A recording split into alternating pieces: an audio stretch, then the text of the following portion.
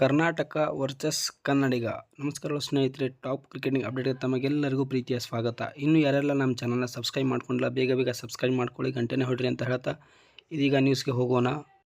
ಸ್ನೇಹಿತರೆ, ರೀಸೆಂಟ್ ನ್ಯೂಸಲ್ಲಿ ನೋಡ್ತಿರ್ಬೋದು, ವಿರಾಟ್ ಕೊಹ್ಲಿ, ರೋಹಿತ್ ಶರ್ಮಾ ಅವರನ್ನು ಹೊರತುಪಡಿಸಿ ಅತಿ ಹೆಚ್ಚು ಸದ್ದು ಮಾಡ್ತಾ ಇರೋ ಹುಡುಗ ಯಾರಪ್ಪ ಅಂದರೆ ಅದು ಕನ್ನಡದ ಹುಡುಗ ಕರುಣ್ ನಾಯರ್ ಆಗಿದ್ದಾರೆ.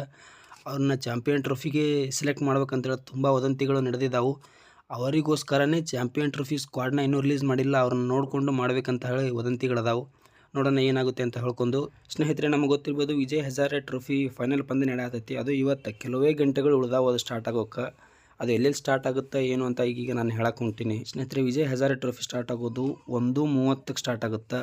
ಅದು ಎಲ್ಲಿಪ್ಪ ಅಂದ್ರೆ ವಿದರ್ಭದಲ್ಲಿ ಸ್ಟಾರ್ಟ್ ಆಗುತ್ತೆ. ಅದು ಮೇನಾಗಿ ಅಲ್ಲಿ ನಡೀತೈತಿ. ಇದು ಯಾವ್ಯಾವ್ದ್ರಲ್ಲಿ ನಾವು ನೋಡಬೇಕಪ್ಪ, ಕ್ರಿಕೆಟಲ್ಲಿ ಟಿವಿಯಲ್ಲಿ ನೋಡ್ಬೇಕಂದ್ರೆ ಜಿಯೋ ಸಿನಿಮಾದಲ್ಲಿ ನೋಡ್ಬೋದು, ಇಲ್ಲ ಅಂದರೆ ಸ್ಪೋರ್ಟ್ಸ್ 18ನಲ್ಲಿ ನಾವು ಇದನ್ನು ನೋಡ್ಬೋದಾಗೈತಿ. ಇನ್ನು ವಿಜಯ್ ಹಜಾರೆ ಟ್ರೋಫಿಯಲ್ಲಿ 2 ಬಲಿಷ್ಠವಾದ ತಂಡಗಳ ಯಾವ್ಯಾವಪ್ಪ ಅಂದರೆ ಒಂದು ಕರ್ನಾಟಕ, ಇನ್ನೊಂದು ವಿದರ್ಭ. ಸ್ನೇಹಿತರೆ, ನಮಗೆ ಗೊತ್ತಿರ್ಬೋದು, ಕರ್ನಾಟಕವನ್ನು ಮುನ್ನಡೆಸ್ತಾ ಇರೋದು ಮಯಾಂಕ್ ಅಗರ್ವಾಲ್ ಅವರು.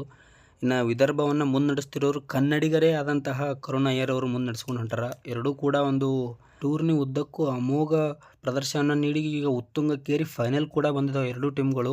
ಅದಲ್ಲದೆ ಇಬ್ಬರು ಕನ್ನಡಿಗರೇ ಒಂದು ರನ್ ಹೊಳೆಯನ್ನೇ ಹರಿಸಿದ್ದಾರೆ ಅಂತಲೇ ಹೇಳ್ಬೋದು. ಈ ಟೂರ್ನಿಯಲ್ಲಿ ಯಾರ್ಯಾರಪ್ಪ ಅಂದರೆ ಇನ್ನು ಮಯಾಂಕ್ ಅಗರ್ವಾಲ್ ಅವರು, ಇನ್ನು ಕರುಣ್ ನಾಯರ್ ಅವರು ರನ್ ಹೊಳೆಯನ್ನೇ ಹರಿಸಿದ್ದಾರೆ. ಅದು ಯಾವ್ಯಾವ ರೀತಿ ಅಂತ ಹೇಳ್ಕೊಂಡು ನೋಡೋಣ ನಾವೀಗ. ಮೊದಲನೇದಾಗಿ ಟೂರ್ನಿಯನ್ನು ನೋಡೋಣ. ಈ ಟೂರ್ನಿ ಉದ್ದಕ್ಕೂ ಕರುಣ್ ನಾಯರ್ ಆಡಿದಂತಹ ವಿದರ್ಭ ಒಂದೇ ಒಂದು ಮ್ಯಾಚನ್ನು ಕೂಡ ಸೋತಿಲ್ಲ. ಅಮೋಘವಾಗಿ ಅಜೇಯವಾಗಿ ಮುನ್ನಡ್ಕೊಂಡು ಫೈನಲ್ವರೆಗೆ ಬಂದೈತಿ.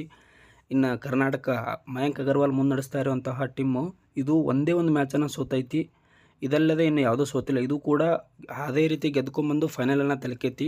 ಇನ್ನು ಇವರು ಗಳಿಸಿದಂತಹ ರನ್ಗಳ ಬಗ್ಗೆ ನೋಡೋದಾದ್ರೆ, ಇನ್ನು ಕರುಣ್ ನಾಯರ್ ಅವರು 752 ರನ್ಗಳನ್ನು ಕಲೆ ಹಾಕಿದ್ದಾರೆ.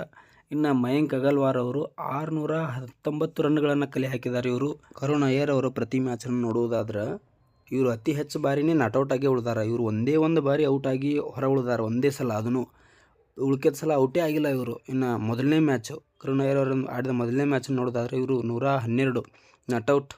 ಅದೇ ರೀತಿಯಾಗಿ ಎರಡನೇ ಮ್ಯಾಚು 44 ನಾಟ್ಔಟ್, ಮೂರನೇ ಮ್ಯಾಚು 163 ನಾಟ್ಔಟ್, ನಾಲ್ಕನೇ ಮ್ಯಾಚು 111 ನಾಟ್ಔಟ್, ಐದನೇ ಮ್ಯಾಚು 112, ಅದನ್ನು ಸೆಂಚುರಿ ಹೊಡೆದ ಕೇಸಿ ಔಟ್ ಆಗಿದ್ದಾರೆ. ಆದರೆ ಇನ್ನು ಆರನೇ ಮ್ಯಾಚ್ ಇವರಿಗೆ ಆಡೋಕ್ಕೆ ಚಾನ್ಸ್ ಸಿಗಲಿಲ್ಲ.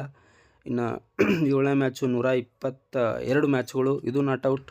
ಎಂಟನೇ ಮ್ಯಾಚು ಅಮೋಘ 88.